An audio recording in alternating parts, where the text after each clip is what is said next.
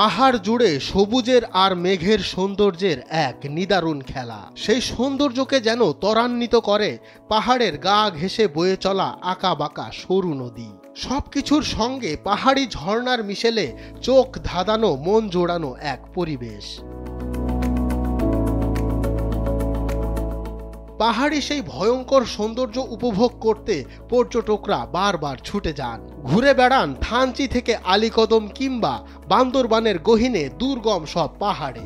দেখা মেলে double false আর ফাইপি ফলসের মায়াবী রূপ। পাহাড়ের চূড়ায় বসবাস করা পাহাড়িদের জীবন ধারণ ও তাদের টিকে থাকার গল্প দেখতে যে কারণে সারা বছর পর্যটকদের ভিড় লেগে থাকে। প্রায় 18 মাসের ভ্রমণ নিষেধাজ্ঞা কাটিয়ে পর্যটকদের জন্য বান্দরবনের থানচি উপজেলা খুলে দেওয়া হয়েছে আরও 5 মাস আগে। সম্প্রতি থানচি ঘুরে দেখা যায় আবারও পর্যটক মুখর হতে শুরু করেছে থানচি উপজেলা সহ তার আশেপাশের এলাকা। আমরা অনেক আনন্দিত, কারণ আমরা অনেক দিন পর্যন্ত আমরা প্রায় বছর 2 বছর পর্যন্ত লোকসানের মধ্যে ছিলাম। আপাতত এই যে আমরা আশা করি নভেম্বর, ডিসেম্বর, জানুয়ারি, ফেব্রুয়ারি এই 2-4 মাস আমরা যদি ব্যবসা করতে পারি তাহলে আশা করা যায় আমরা পূর্বে যে ক্ষতিগুলো হয়েছে এগুলো আমরা ফুসিয়ে তুলতে পারবো। বর্তমানে উপজেলার বড় পাথর ও কুমারী ঝর্ণা পর্যন্ত পর্যটকদের জন্য খুলে দেওয়া হয়েছে। তবে রেমাক্রি, নাফাকুম কিংবা আরো দুর্গম এলাকায় এখনো রয়েছে ভ্রমণ নিষেধাজ্ঞা।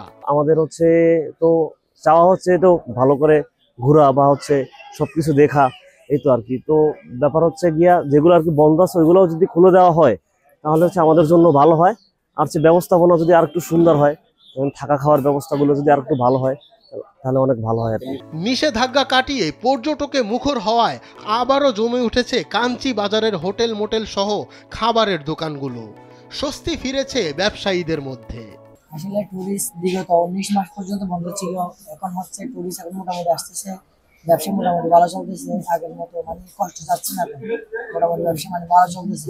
থানচি এলাকায় সবচেয়ে বেশি ঘুরতে আসে বাইকার গ্রুপ। বাংলাদেশের দূর দূরান্তের বিভিন্ন জেলা থেকে দল বেঁধে বাইকে ঘুরতে আসে প্রকৃতি প্রেমীরা।